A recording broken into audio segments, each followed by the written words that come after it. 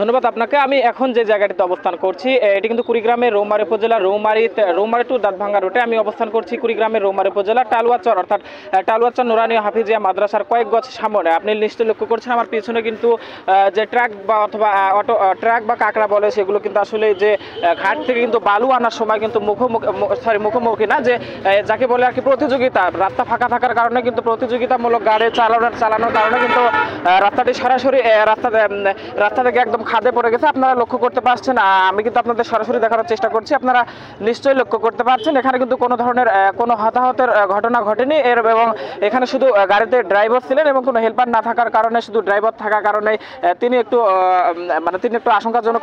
এখন আমরা যতটুকু এখান থেকে জানতে পারছি তিনি কিন্তু কোনো ধরনের আশঙ্কাজনক না। আপনারা নিশ্চয়ই লক্ষ্য পাচ্ছেন এখানে কিন্তু দর্শক জনতার ভিড় আমরা লক্ষ্য করতে পারছি। এখানে কিন্তু সকলেই দেখতে পাচ্ছেন, কেউ বলছেন যে আমরা অনেক দূরে ছিলাম আর কেউ বলছেন যে আমরা এখানে মাত্র এসে দাঁড়ালাম। আমরা যতটুকু জানতে পারছি এখানে কিন্তু এই ঘটনাটি ঘটতেছে। আর এখানে অনেকজনের কাছ থেকে আমরা যতটুকু জানতে পারছি তারা বলছেন যে রাস্তা ফাঁকা থাকার কারণে কিন্তু সরাসরি কিন্তু তারা এখানে দুটি গাড়ি সরাসরি এক পাশ থেকে যাচ্ছিল, যার কারণে কিন্তু হয়তো অন্য পাশ থেকে একটি গাড়ি আসার কারণে এটু হতে পারে, অন্য পাশ থেকে একটি গাড়ি আসার কারণে যার কারণে কিন্তু হয়তো ব্রেক করতে বা ব্রেক করতে গাড়িটি খাদে পড়ে গেছে। আপনারা লক্ষ্য করছেন। তো কুড়িগ্রামের রৌমারী থেকে মোহাম্মদ আল আমিন, কুড়িগ্রাম সংবাদ।